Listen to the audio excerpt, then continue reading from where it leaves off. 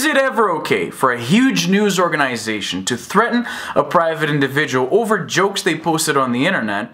Probably not, but CNN is not going to let that stop them.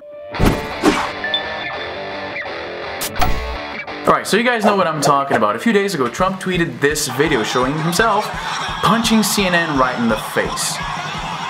For those who don't know, that video is from one of Trump's wrestling career moments. And that's right, that's not a stunt double, that's not a look-alike, that's President Trump. The current US president had a wrestling career. We are at peak idiocracy right now. I don't think it'll ever get better / worse than this. And of course, like with everything else Trump does, this started a huge controversy. Some were saying that by posting this video, Trump is essentially legitimizing violence against the press. And it can be a scary concept that the President of the United States is so openly hostile against the free press. Personally, I don't buy the idea that this is legitimizing violence against the media. I still think it's in poor taste, it's bad optics for the president, but no. Incentivizing violence, I think that's a bit of a stretch. I mean, this makes him a lot more relatable to a lot of people. There's this current climate of distrust in the mainstream media, so I can see why some people applaud him going after them like this. But I would argue that some offices need less relatability and more professionalism, for lack of a better word. Let me put it to you this way. If I'm going for brain surgery and I can choose between either the guy who's the top professional at his field and the other guy who's shitposting on 4chan during work hours, sure, I'd grab a beer with the latter. I prefer my brain looked at by the former. But you know how it is. A couple of days later, nobody really cared about this anymore. These internet controversies always have a pretty short shelf life. It makes me wonder why I even make these videos to begin with sometimes. That is, of course, until CNN's Andrew Kaczynski wrote the How CNN Found the Reddit User Behind the Trump Wrestling GIF piece. And yes, I say GIF. GIF just... that's wrong. In that piece, it's revealed that Reddit user #HunAssholeSolo, and let's just pause it right here for a second. This is great because it forced CNN, a respectable news outlet, to write a story about a guy named #HunAssholeSolo. And at the same time, it's not that great because this guy passed the opportunity to just name himself HunAssholo, which is just more elegant. It just rolls off the tongue easier.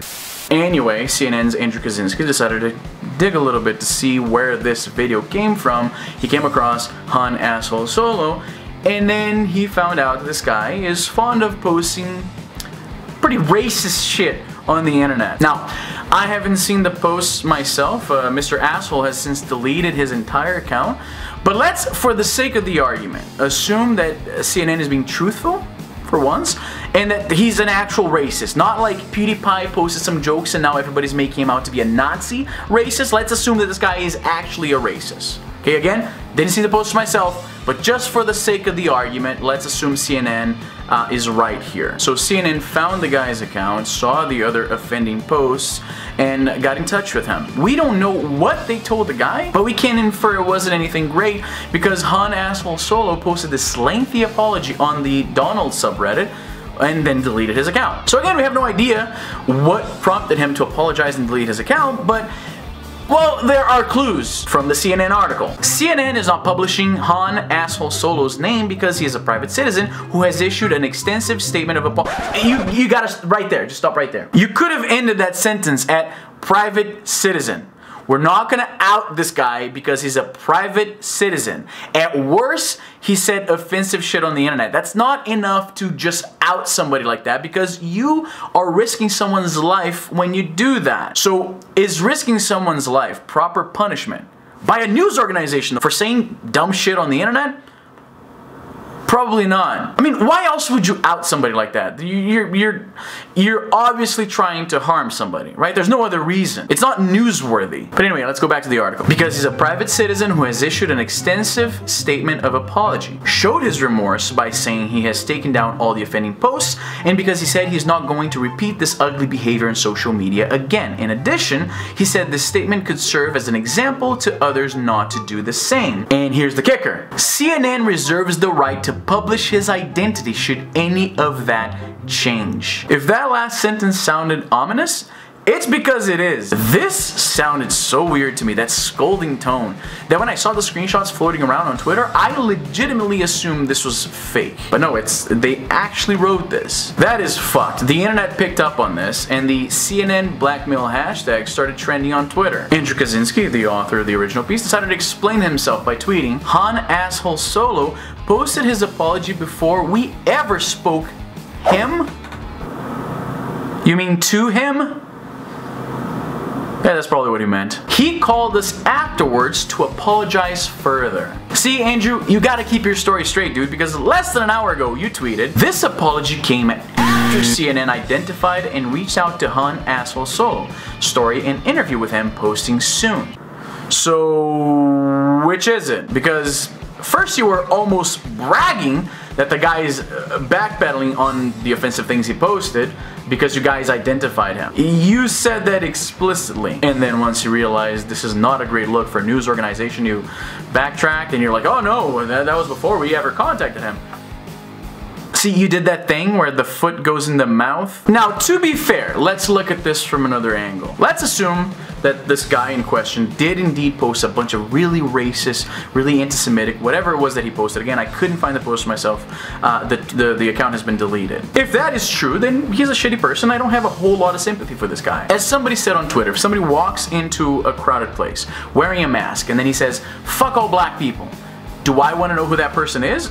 Absolutely, I want to know who this person is. So the fact that CNN is basically blackmailing somebody into behaving is fucking weird as hell, and it sets an awful precedent. But at the same time, I feel kind of weird defending the rights to privacy to a guy who might be some crazy, insane online racist. But that's why these dilemmas on privacy rights are so... they're dilemmas! It's never a super clear-cut black and white situation. Whenever you're talking about free speech or rights to privacy, you are talking about defending people who you personally disagree, you personally find abhorrent. The problem is that the test for these types of rights is not you afford them to people you agree with and people that you like.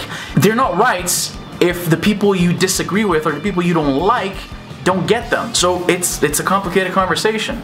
But I want to know what you think. I think I covered everything pretty fair. And the way I stand on this is, I don't know. It's so weird to me for CNN to word that article the way that they did, but at the same time I don't feel quite right defending this guy, so fuck. Or worse, I have to agree with people that I actively hate, like fucking Mike Cernovich. I find the guy completely irredeemable, but I have to side with him when he's saying that this is a horrible look for CNN, that this is fucked. So thanks a lot, CNN, you're making me agree with Mike fucking Cernovich of all people. That alone should be enough for me to never read you again. Anyway, that's all the time I have for today. Let me know in the comments what you think, how you feel about this story. I think I know you guys pretty well, so I know how you'll side on this, but I want to be surprised. But that's it for today. I'm Izzy, and I'm done.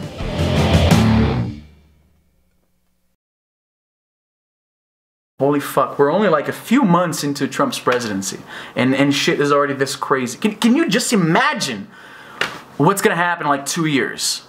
Holy fuck.